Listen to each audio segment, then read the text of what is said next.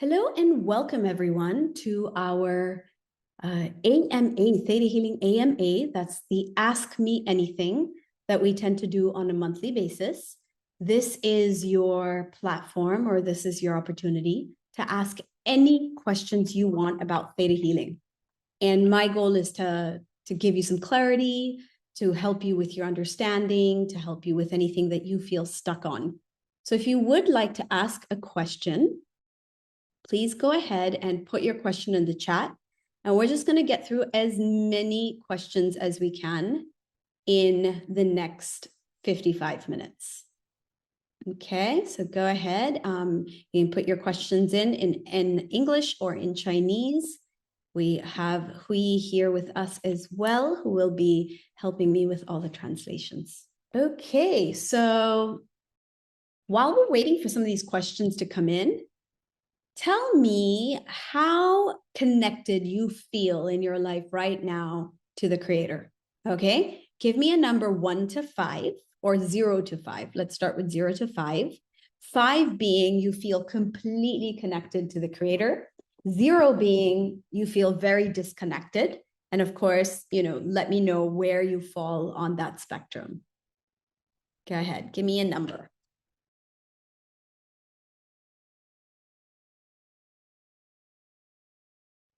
I've got a 4. Okay.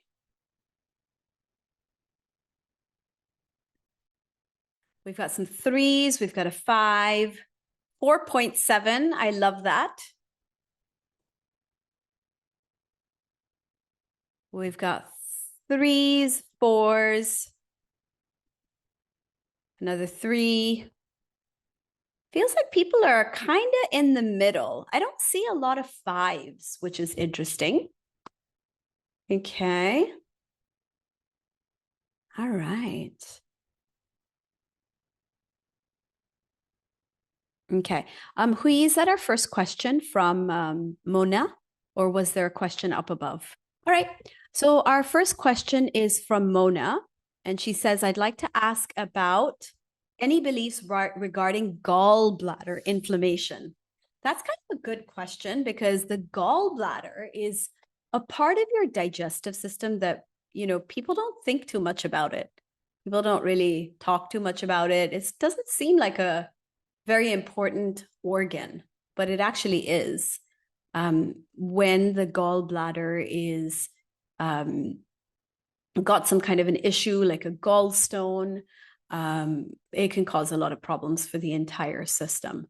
The emotion of the gallbladder is indignation. Indignation. I don't know if that translates well.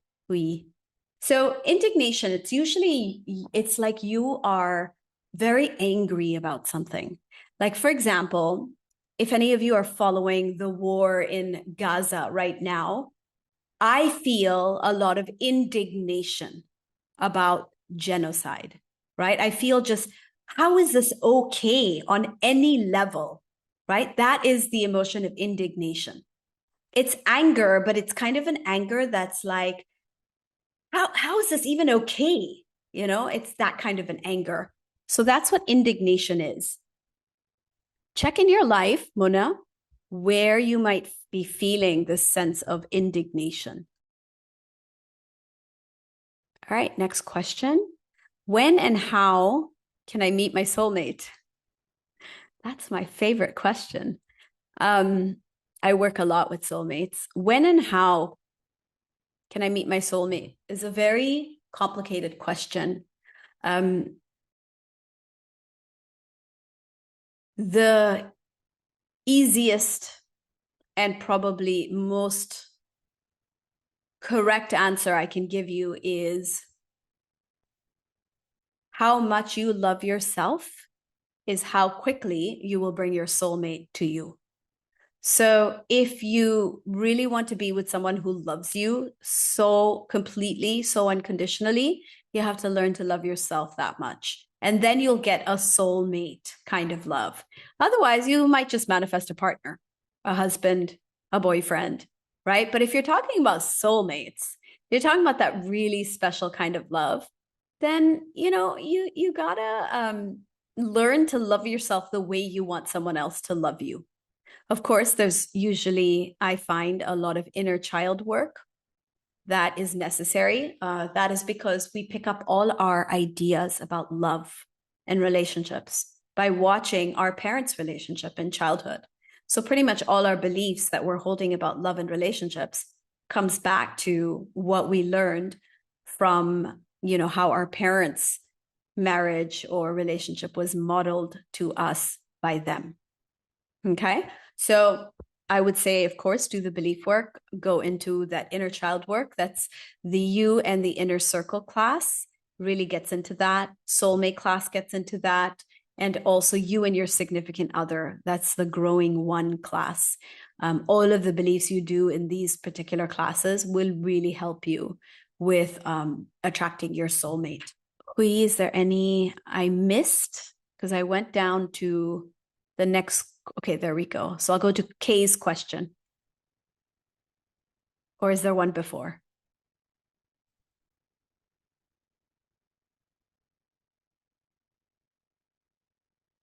Okay, so that's below on mine. Okay, great. So that is what beliefs are related to my cervical spine. Okay, so generally anything to do with the skeletal system has to do with our connection to Creator, trust issues. If it's the lower part of the spine, it's usually a financial burden. If it's the kind of the shoulders, that tells you it's about carrying the weight of the world on your shoulders, feeling of like burden. And so depending on where the injury or discomfort is, that's the kind of beliefs that you need to work on. Okay. Now, cervical spine is basically 7 bones, the C1 to C7 vertebrae, and it's kind of higher up on the neck. All right. Now, with neck, you've got some issues like holding your head up high. So I find that a lot of neck-related discomfort, pain, challenges has to do with like shame, right? Because when you feel ashamed, it's like you can't, like your head bows down. Okay. So anything to do with kind of being able to hold your head up high. Okay. I'm also going to just scan and see what might be yours in particular, because there's a lot of different things that connect to the skeletal system.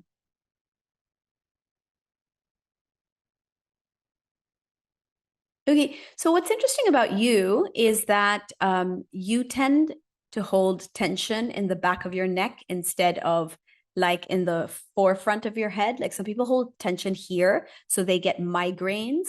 But in your case, you're holding a lot of tension at the back of your neck, the cervical spine. So the question really is, what kind of tension are you carrying? Another thing I would also check is your posture. I would check magnesium supplements if you're low on magnesium. And I would also check if you're looking at the computer or the phone in a way that's causing a lot of pain or discomfort to your cervical spine. And this is because what you learn in intuitive anatomy is that you have to look at the body a little bit more holistically.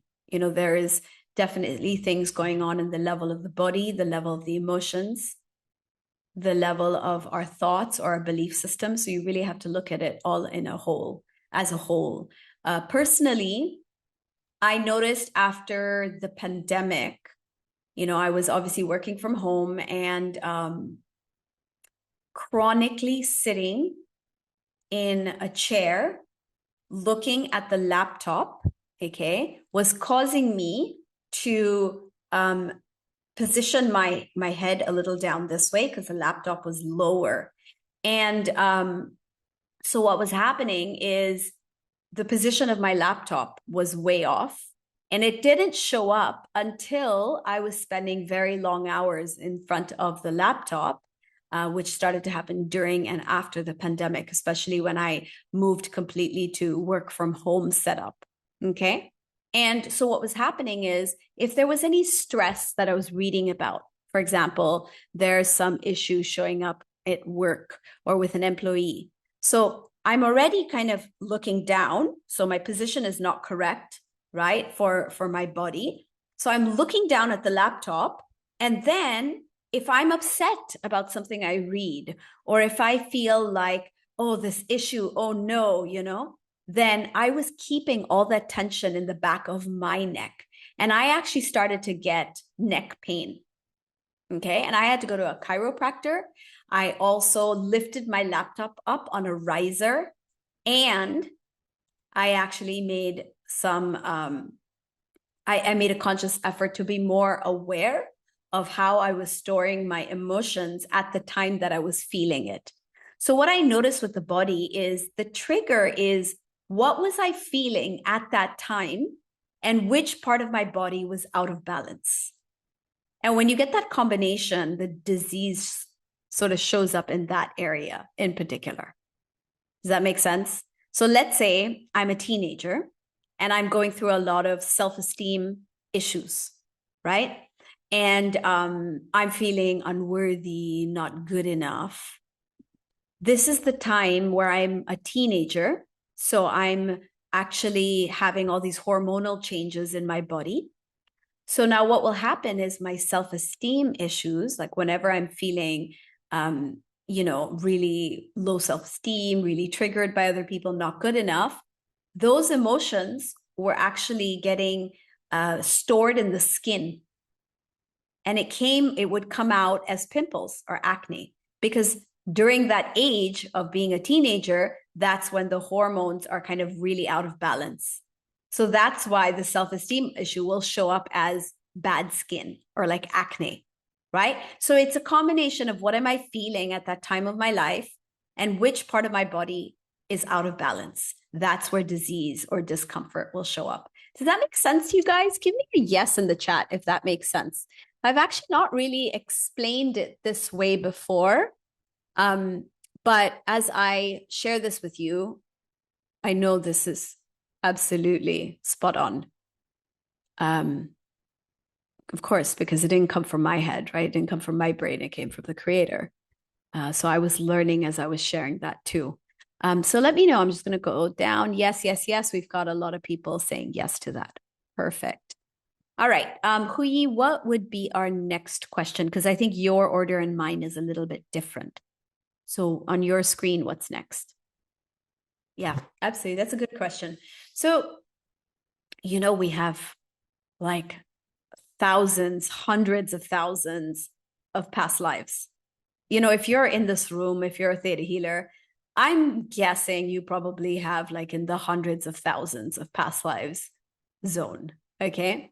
And so what happens is there are many past lives where you've repeated the same challenges and you didn't learn in those past lives. So there'll be like, let's say 50 past lives that have to do with betrayal. And in all 50 of them, you didn't quite learn maybe forgiveness, or maybe you learned acceptance, but you couldn't let it go. So you might have learned different aspects of, dealing with betrayal or overcoming betrayal, but not all of it. And so what happens is when you go and in a session, you want to dig on betrayal, you want to work on betrayal, there's like 50 lives connected to betrayal. And any of those lives will actually help you with the healing. Okay. So when you see a different past life from your partner, it doesn't mean one of you is wrong. It just means there's so many threads connected to that one issue. Okay. And what your partner sees is what your partner can help you the best with. And what you see is the understanding you need that's going to help you the most. So neither are wrong or right. Both are perfectly valid ways of dealing with the issue and healing it, if that makes sense as well. Okay. So don't worry about, oh, they're seeing this and I'm seeing that. That's fine. Okay. Because we have so many past lives and we have so many different ways we can go about the healing. It's perfectly valid if you see different things. You can heal it the way your partner shows you or the partner sees, or you can heal it the way you see it. It really will still get you the healing that you need or the one you're ready for at that time. Okay. All right. What's next? Ooh, that's also kind of tricky because there's so many beliefs related to schizophrenia. Usually there is major trauma, either in childhood or in adulthood, and the person is having difficulty coping with it, or trust is so fractured in that person.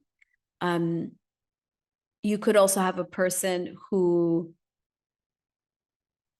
is too psychic, or their psychic senses open too fast, or it got forced open in kind of a very negative way, and that could create schizophrenia.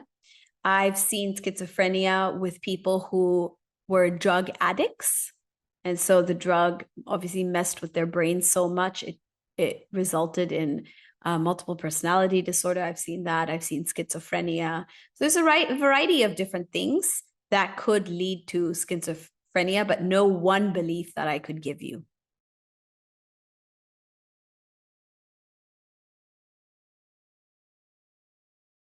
Okay. I see Trish Makase. I'm going to go to her question. Okay, Hui, I think it's, yeah, okay. How do I comfortably and confidently get back into theta healing after years of not doing belief work? The most I do are downloads and joining the webinars. That's a good question too. You repeat a class. Okay, go ahead and repeat a class. You can start joining healing clinics. You can join our theta healing community. We do group healing. So a good way to start is just get involved in the group healings. You can ask anyone if they'd like to buddy up with you in our theta healing community. And if you're not in the community, Trish, just send me a message and I'll make sure you're added. We have quite an active WhatsApp community for theta healers, and we're always doing different things there. Theta healing is really like riding a bike. You don't forget. Okay, once you get connected back to Creator again, it all comes back. So I also want to say one more thing. Theta healing is not something you learned. Theta healing is something you've been practicing for lifetimes. You know it. Okay, it's in your cells. You genetically have the ability to do theta healing, because theta healing is a process of connecting to the Creator. Okay. Now, of course, we have some specific techniques to follow, or we have some specific practices, but ultimately you're just connecting to God. Okay. And so it's not something you'll ever forget. And you just got to, more than anything, overcome your mental block of, I've not been doing belief work for so long. Okay. You just have to overcome that and just go ahead and do it, and you'll be right back on the saddle. Okay. But good job. Doing downloads, joining webinars are great. It's great that you're here. Okay, are we on this one? Teacher, what could stiffness in the body indicate a need for healing?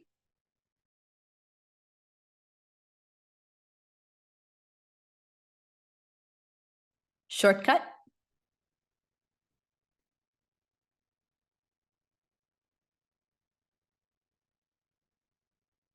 Okay. Pain. I've even scratched my chest skin until it bled. What could be the reason behind this? That sounds like anxiety, maybe a feeling of panic and stress. What I would start with is just release waywards, release fallens, release free-floating memories, psychic attacks, do all the clearing type of work that you would have learned in basic and advanced class, and then dig into, why am I feeling agitated? Where is this coming from?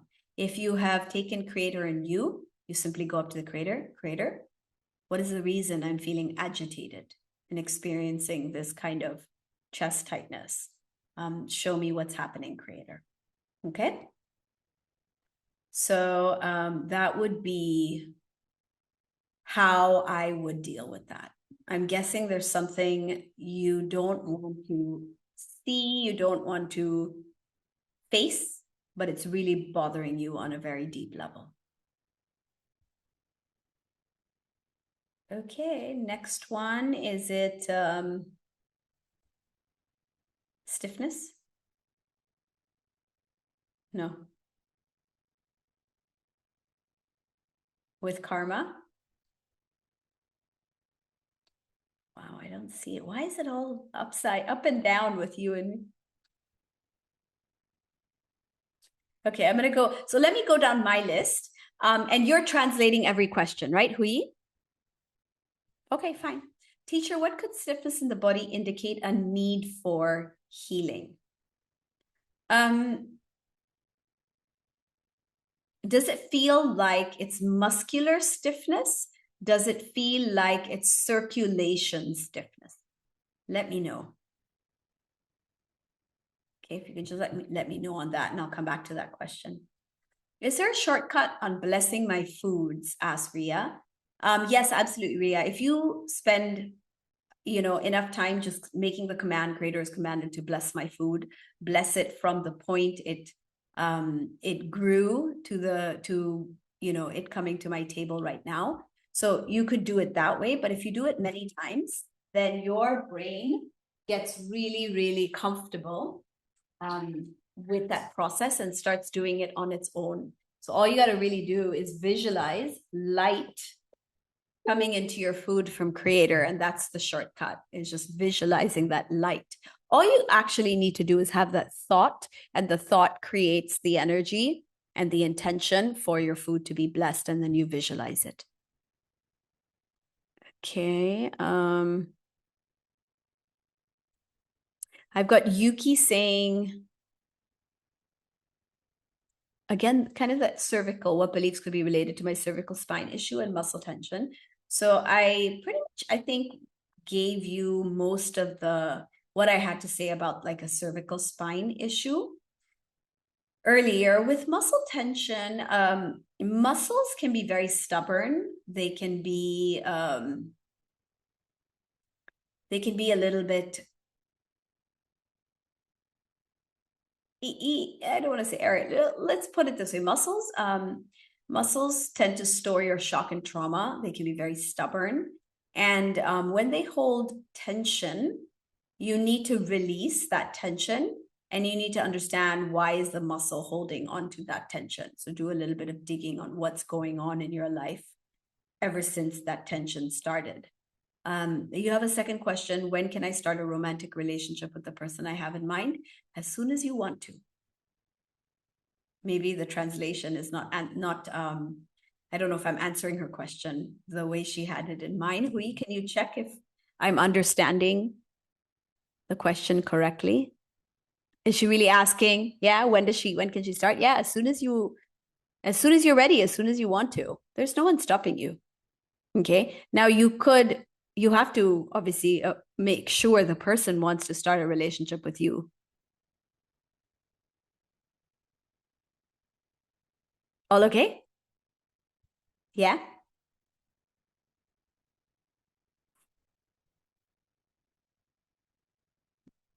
There is a person, right? And so why can't she start that relationship? What's blocking her?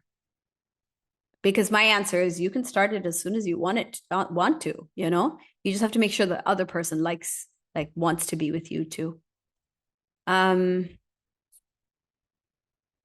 Okay, Lily asks, what beliefs are connected to my money problems and debt issues? So maybe I need to know a little bit more about what's going on in your life. Lily, money problems, debt issues.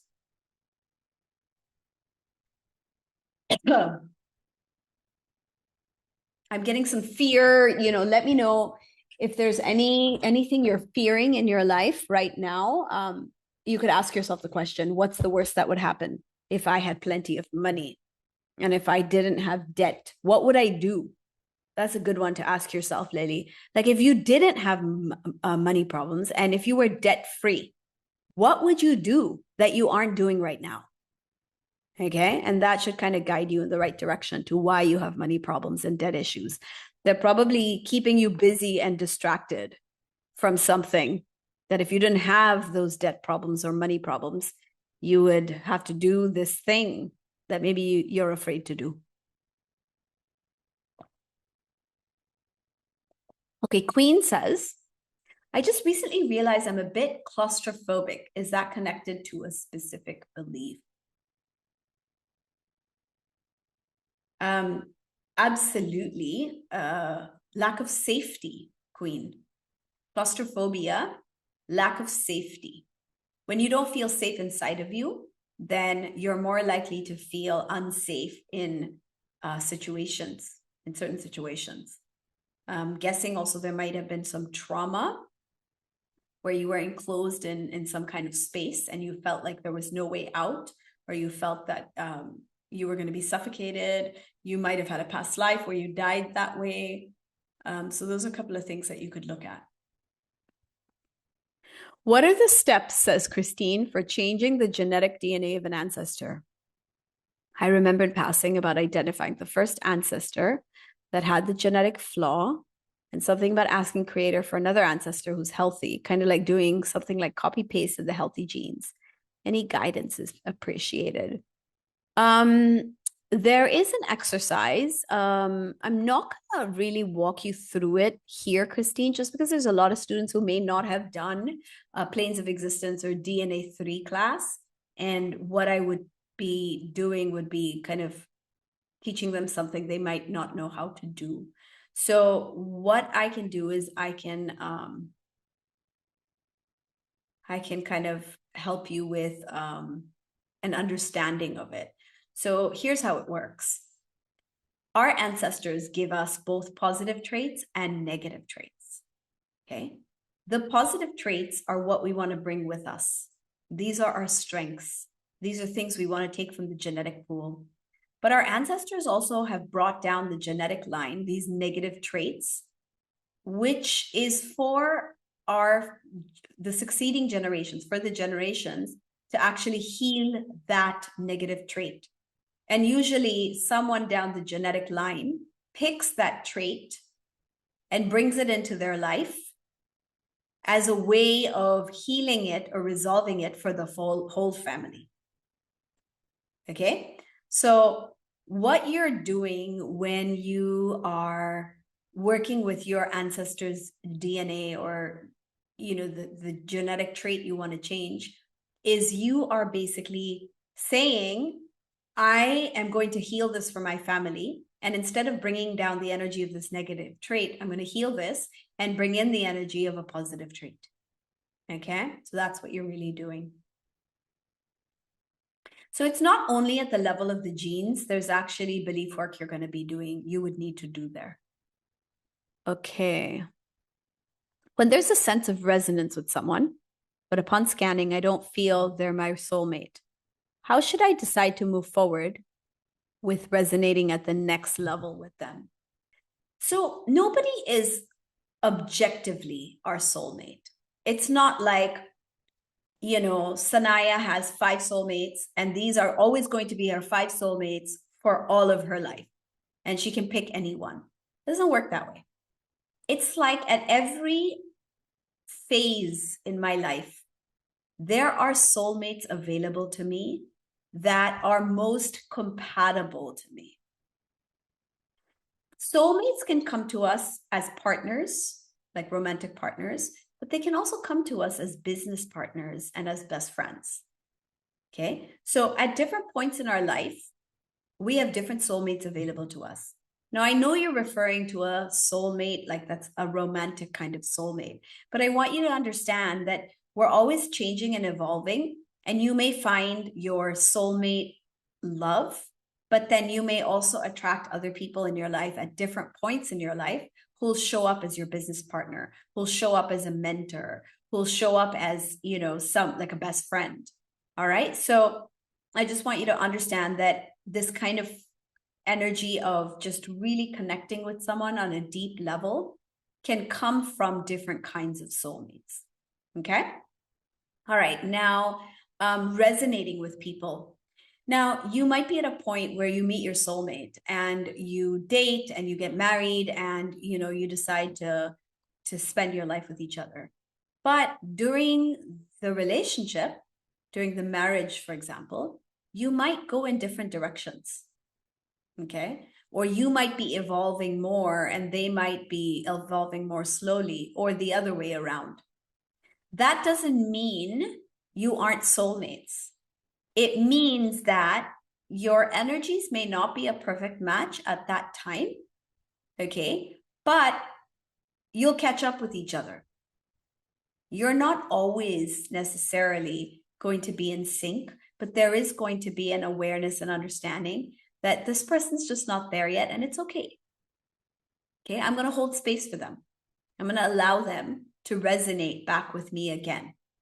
Okay, they might be feeling really stressed with something that's going on in their life, and they can't be the soulmate that they have always been for you. Okay, and so sometimes that may result in some conflict, but that doesn't mean that person is not your soulmate. So you might not always resonate perfectly, but you will feel that no matter what, there's this deep connection, and you know that it's just a phase. Okay, does that make sense? So the important thing is to recognize the resonance that you have with people, and don't worry too much about, this is my soulmate, this is not my soulmate, we're compatible right now, we're not. Okay, so just allow things to take its natural course. I find that a lot of problems or challenges that come up when you get to a certain level of understanding, the challenges and problems that come up in your life, you don't actually have to do anything about it. You just allow it to resolve on its own. You don't do anything. You just, observe, witness, allow it to sort itself out. And so most of the time, we just don't have the patience to let things fix themselves, and they will. Things always come back to balance. Just give it a little bit of time. Okay? We don't need to be so quick to judge things. All right. I've got Lucky. Teacher in general, what is connected to not knowing what one wants? Lucky, not knowing what you want could be because you were never taught to connect with yourself. You were never, taught that you are important. Maybe you were taught that other people are more important. So sometimes you may feel completely disconnected from yourself. Some people who are people pleasers, they are always focused on the other person. They never really focus on themselves. So they don't get a chance to develop the understanding of knowing what they want. And the other thing is, knowing what you want also keeps changing. So it requires you to constantly be in touch with constantly be in touch with yourself. It's always evolving. And through trial and error, you get better at understanding what you truly want. Okay, you get better at tuning out all the other noise of society's expectations, what other people say, and focusing really on what's going on inside and listening to your inner voice. Okay, so you have to learn. I mean, we are all growing up in societies where people are really lonely. People are really disconnected. This is actually a global thing happening. There was a report released by the United Nations, I want to say. I think it was United Nations or World Health Organization. I don't remember, guys.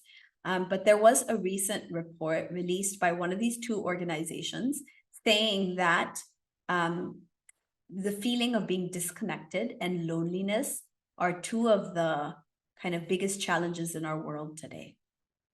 Okay, so there's a lot of people out there who really don't know what they want. They are so disconnected.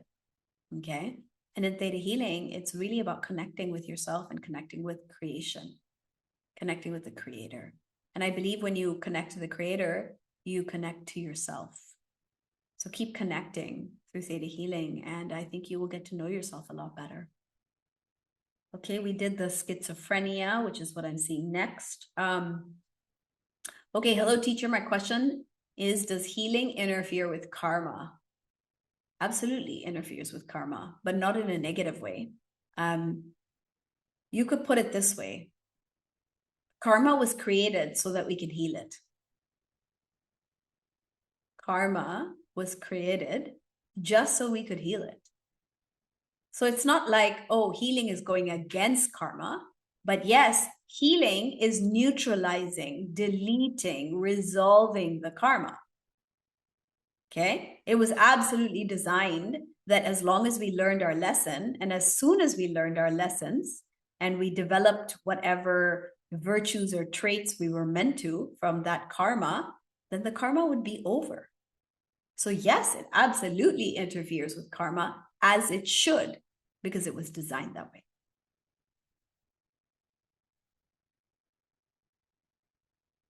Okay, I've been having trouble, says Queen, connecting with the creator unless I'm with the other theta healers in a swap. What can I do? There's a reliance on others for your connection to creator, or you don't feel either worthy or capable of connecting to God on your own.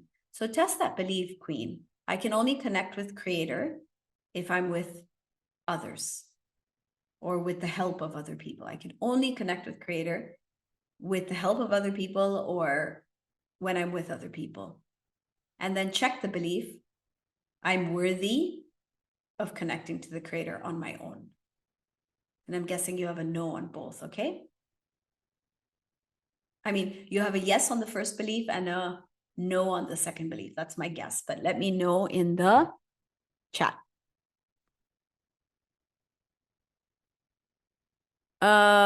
We've got a student that says, I took IA, but feel like I haven't learned anything. How I better learn IA class curriculum. Why do you feel like you haven't learned anything?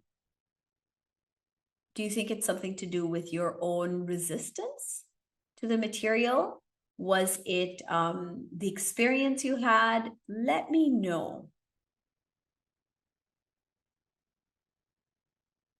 And then Hui, we have 2 questions from earlier that I needed a follow-up from the student, if you want to check that, while this other student might also respond. Queen said yes. Okay. Awesome. Anyone else that we're waiting on, or should I continue? Okay. Well, what I would say for that is probably at that time, that was all you were ready for. And now, because you're asking this question, you're ready for more. We always say, when the student is ready, the teacher appears. And I wouldn't say just the teacher, the knowledge, the wisdom. It's the same thing, by the way, with theta healing sessions. I'm sure you can relate. Do you have sometimes clients that in one session, they will heal right away? And then you have some clients that take session after session after session after session on one major challenge in their life. And it's taking them time to heal from that, right? Give me a thumbs up or a heart if you have clients like that, or if you are like that. Give me a thumbs up or heart. Let me know if you can relate to what I just said. Okay, I've got a couple of hearts, a thumbs up. Okay, so I've noticed in my healing sessions with people, some people heal really quickly and some people kind of take a long time. And that's really because we only heal at the level that we are ready. We can only heal what we're ready to heal. We can only go at the pace that we are ready for. Some of us want to hold on to something for a little bit longer, and that's okay. All right, it's serving them. They're getting some kind of hidden benefit from it. All right, so the question to really ask is, what was the benefit at that time of not really learning what I wish I had? What has changed? And now maybe can I attract a different level of understanding? And it will come to you. You will get an opportunity to either retake the class, or you may feel called to do it, or you may suddenly find yourself researching more about diseases or working with Vienna's books. It's all about, what you're putting out to the universe. You just tell the universe what you want. You're clearly ready for more. Okay. And let the universe give you those opportunities to seek more of the knowledge that you are ready to have. Okay. Kay says, I have skin problems. Skin has to do with safety. Skin is your first line of defense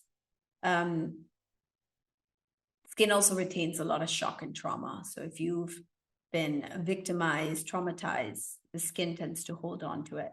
It's important to see which part of the skin, where in the body is the skin having problems, because that will also give us clues on what's happening. But if that resonates with you, something to do with safety, something to do with defending yourself or not feeling safe, take a look at that. Okay. Hello, teacher. My question is, does healing, oh, we did that one. Mr. Sensei, how can we explore the subject of laziness better? Is it important to take action in real life after the fear of laziness has been removed? Thank you. That's a really good question. Because here's the thing. So I have my own mentors or people that I really look up to. And I was attending something where there was a coach actually, and there were a lot of people complaining, or not complaining, but they were all asking questions about, you know, how they want to move forward in their life and they want to do these things, but, you know, they just don't feel they're confident or they don't feel they're good enough. You know, they were talking about how they were being limited by their own self-confidence, self-esteem. And I love what that coach said. He said, stop thinking like the whole world revolves around you. It's not about you. Okay? Stop saying I'm lazy, I'm not confident enough, I can't speak up, I'm afraid. These are all stories you're telling yourself. Just go and take action. One step at a time. Do one thing that you need to do and then do the next thing and the next thing and the next thing. Stop telling yourself the story that I'm lazy, I'm this, I'm that. And you're just creating all kinds of excuses to not do what you should just do. Okay. And ultimately, all of us are here for some reason, for some purpose. So stop just like obsessing by what's wrong with you and start just taking action. Because the more you take action, the better you're going to get at it, the more comfortable you're going to get at it. And you don't have to be perfect. Take imperfect action in your life. Just do it. Okay. And stop telling yourself that you won't or you can't for some reason. Stop bringing your own limitations. Stop creating your own limitations. Just take action. That's the best solution for laziness. Just do it. Okay? That was actually when this coach said it, I was like, oh my God, that's so true. You know, we live in a time where self-help and self-development is so like available to us. Self-improvement, self-healing, self-help, you know, personal development. These tools are everywhere. And so a lot of times we're like, oh, I'm not going to do what I'm supposed to do yet because I still have to fix this and this and this and this. Instead of just take the action, just go ahead and do it. Okay? It doesn't have to be perfect. It doesn't have to be your final product or your final draft. Just go ahead and do it. Okay? That's a little bit different of the kind of,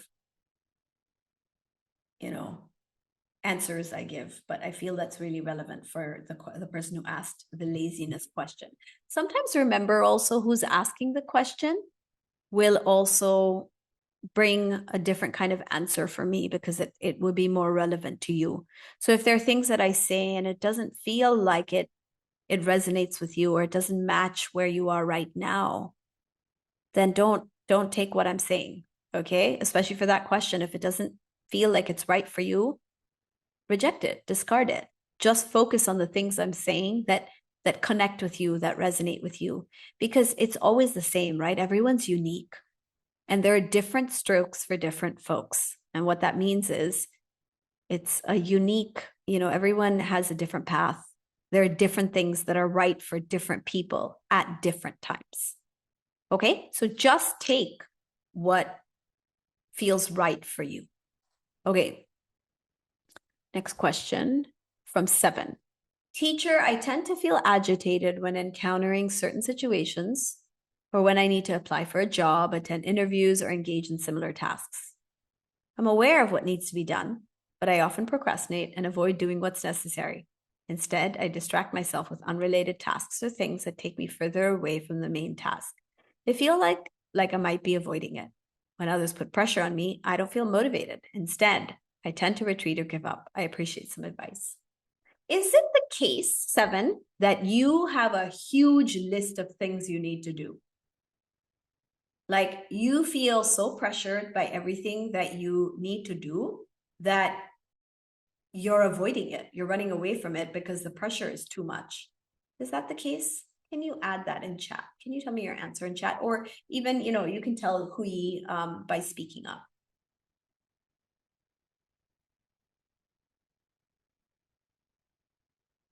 Okay, here's the magic number. And this is a little bit more practical advice, okay? 7. When you give yourself things to do, give yourself only 3 things to do in a day. Write a piece of paper, look at your task list, and say, I'm only going to do 3 things today. Don't ask yourself for more than that. If you can manage 3 things per day, keep doing it.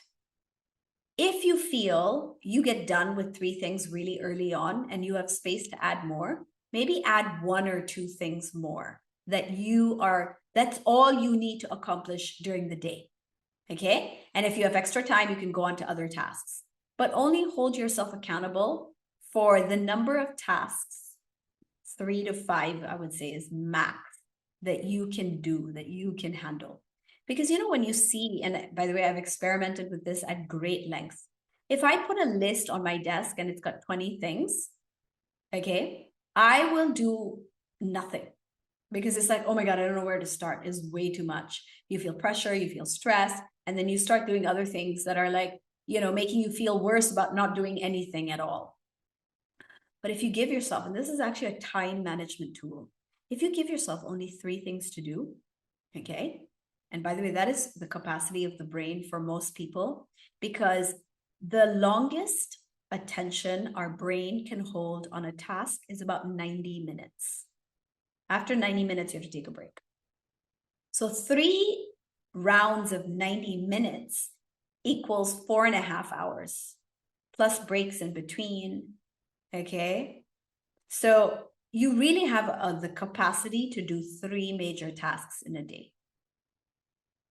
When I say 3 tasks, it's like 3 proper tasks, right? Not like I gotta, I don't know, pay for a credit card bill. That's not a task. Okay, it's something that should take you about an hour to an hour and a half. 3 of those in a day is a good number. Now, if 3 is too much, for some of you, 3 is a lot. Maybe you've got a lot of things going on. Put one thing that needs to get done today, and that's it. And you will end your day feeling so good about yourself when you complete that. Okay? Because if you have 20 things on your list and you complete 3 things, you're like, I still have 17 things. You're not going to feel great. You're going to feel like, I have 17 things and wait, I thought of 3 more things to add to it. So now I'm back at 20 things. You're not going to feel good. You're not going to feel accomplished. Just do 3. Okay? PCOS, where is it connected? PCOS is polycystic ovarian syndrome. It affects the sexual system for women, mainly the ovaries. Has a lot to do with sexuality, relationships, and identity. Okay? When I've worked successfully, very successfully with PCOS, by the way, I've worked really successfully with PCOS many times because I had a bit of PCOS too when I was younger. So I feel like the diseases, the issues that you have, the challenges you've had, they make you really good at healing them for other people. That's why I'm really good with soulmates, is because I went through a lot of healing on relationship and soulmate issues before I finally manifested my soulmate. So I'm really good at soulmate. So whatever are your issues, you tend to be really good at healing. All right. So PCOS, I've always found has to do with like betrayal, like your mother betrayed you, your boyfriend betrayed you. There might have been abuse in relationships, either in childhood, abuse in ex relationships, identity as a woman, sexuality, intimacy, not feeling safe, those kind of issues. Okay? But you can really heal it. All right, guys. I'm only going to go for a couple of more minutes, and we do have lots more questions. So I'm going to go fast. Bev's question, I've sessions with clients who have cancer and tumor, and they had healing. I also did instant healing with my dog, and he recovered. After a month, my dog passed away suddenly, maybe from heat stroke. I was surprised and felt afraid that theta healing had sort of come back. Now, my former client who healed from a tumor reached out, and she had tuberculosis now and really sick. I'm having fear of theta healing getting sort of a comeback. What should I work or dig on? Ooh, good one. How is it serving you, Bev, to have the situation? This is a power issue. Okay, this is clearly a power issue. It's like there's too much power in theta healing. Something must be wrong. Right? Like if I am able to heal people with tumor and cancer and blah, blah, blah, that's too much power. So let me make sure that the disease comes back or something else comes back. So I feel like, okay, I'm not that powerful. There's some issue with power going on. Okay. Check that out, Bev. All right. Oh, are we on speaker? Yeah. Okay. Daisy says, hello, teacher. When I dig on others, I can't see any visual images, including the times I scan others. I also can't see any images. How can I resolve this? You know what? I have worked with so many students, Daisy, like this. Just ignore that you can't see with your eyesight and work on developing your other psychic skills, your feeling, your hearing ability, your sense of, excuse me, my nose is tickling, your sense of knowingness from the creator.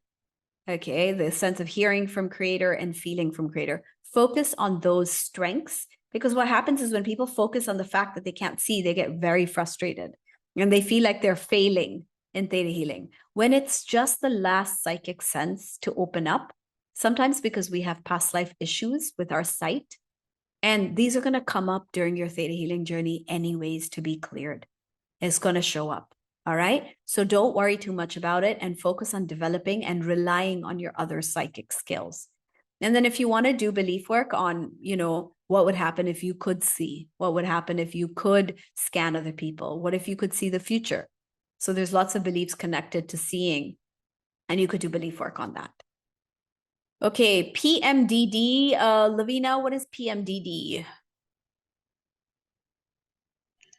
PMDD is premenstrual dysphoric. Yeah. Okay. Syndrome. Disorder. Yes. Yeah. Okay. Is there a part of you possibly that is carrying a lot of trauma or pain connected to being a woman, a mother, or a child? Something about, because, right, our menstrual cycle is what allows us to give birth. And in a PMDD situation, it's like you're pre-terminating that ability, right? You're trying to, like there's an issue with the natural cycle of menopause, right? Is that right, Lavina? No, it's not. This is not menopause. It's menstrual. Premenstrual. Yeah, it's Premenstrual. So it's the same thing. It's having to do with the menstrual system, and there's pain associated with it. So it's the same thing, actually, which is somewhere there's pain having to do with motherhood, being a child. So there's a child of a mother and there's pain there, or being a woman. Okay, maybe I just repeated something, but yeah, something connected to that. So I had a client once, a very interesting story. I got to tell you guys this one. This client of mine, so she's a woman, and she wanted to have another child, but she was having difficulty having another child. And there was some issues with getting her period and her cycle being normal and so on. And it turns out when I did some digging, they had gone through some financial struggles and she had to step up and kind of be the man of the house. Like she was earning money. She was kind of supporting the house. So because she had to step into the role of the breadwinner, which is traditionally the male role, she turned off her female ability to have a child because she was only in the energy of a man, which is to bring in the income to support the family. And that's why she was basically having issues with giving birth.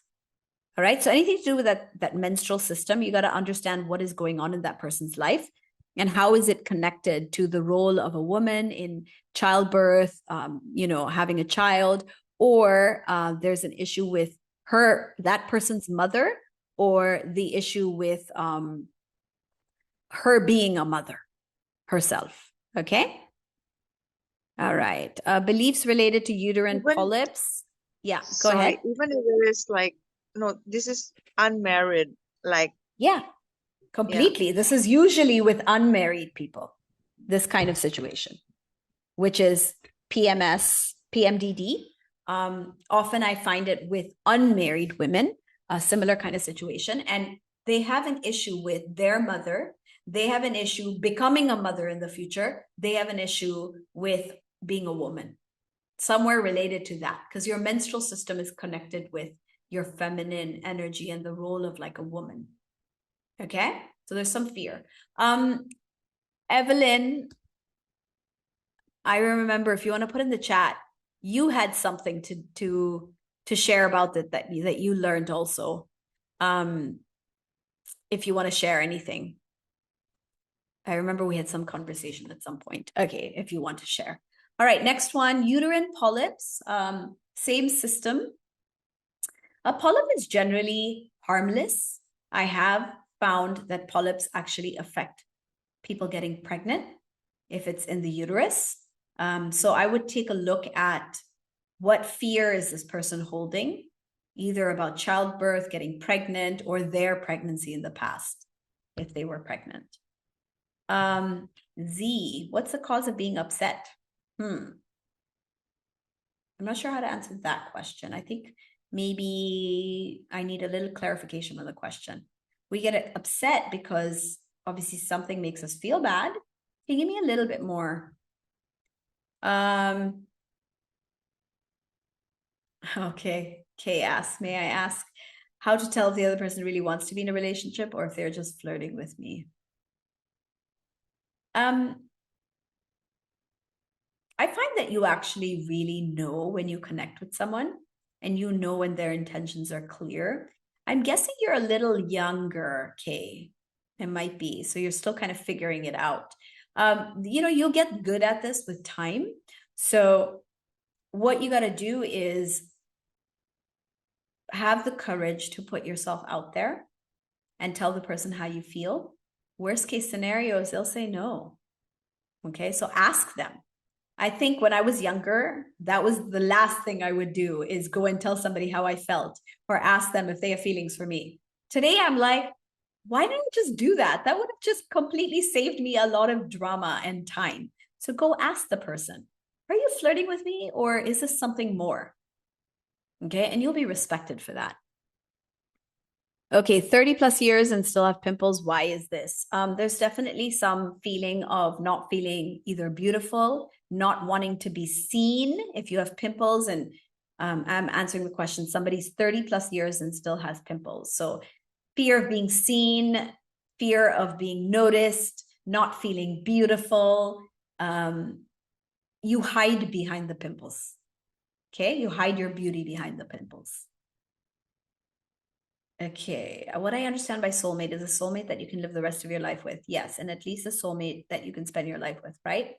A soulmate is someone who you are meant to be with, who you are compatible with.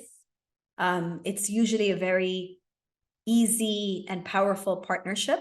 and you usually support each other in your life purpose. But sometimes in relationships, people change, and someone who is your soulmate may make choices that may not allow them to bring the soulmate energy into the relationship. So just because you're with a soulmate does not guarantee I am only going to be with this person for the rest of my life.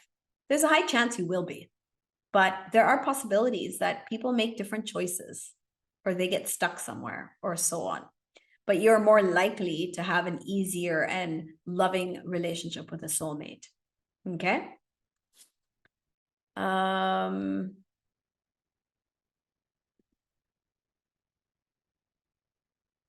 Ooh, I have 2 family members who have lung cancer and leukemia. May I ask how to heal them? Leukemia is a lack of love, especially like love hurts. Lung cancer, a couple of different things. You'd have to do a lot of belief work. I would start with this, okay? Ling, what was happening in your life